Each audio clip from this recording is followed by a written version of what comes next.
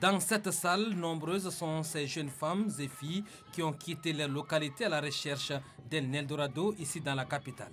À la recherche d'un gagne-pain, elles subissent parfois des pratiques néfastes.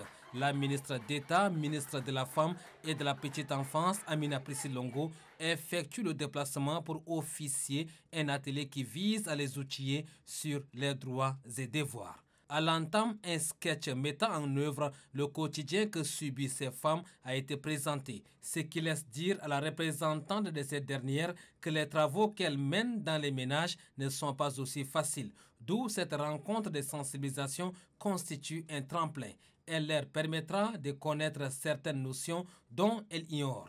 Rejoignant la représentante des femmes, la directrice de l'encadrement et d'appui technique aux organisations féminines, Zenaba Edith, notifie que la formation va donner une bouffée d'oxygène aux femmes et jeunes filles domestiques de connaître leurs droits et devoirs. Nous sommes sans nul doute conscients des actes indits que vous endurez au quotidien.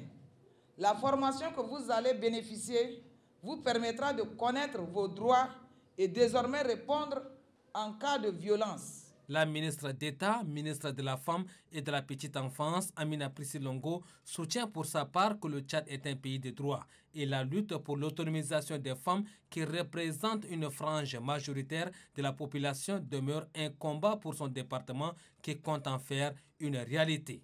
Il nous a été relevé beaucoup de choses parfois dégradantes et humiliantes que ces filles vivent au quotidien. Mais en même temps, nous avons aussi été saisis par certains comportements qui ne sont pas des comportements catholiques, exercés aussi par l'une d'entre elles.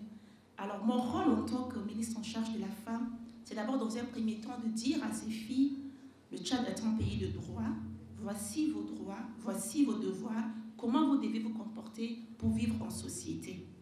Mais aussi de les encourager dans leur résilience, leur dire que nous sommes conscientes de leur contribution très efficace dans l'ombre pour nous permettre d'avoir une bonne harmonie dans nos familles, mais aussi de leur dire de cesser certaines pratiques qui ne sont pas bonnes. L'atelier de formation et de sensibilisation des jeunes femmes et filles domestiques sur les droits et devoirs s'inscrit dans le cadre des 16 jours d'activisme contre les violences basées sur le genre. Il vise à accélérer la résilience des femmes qui travaillent dans l'ombre.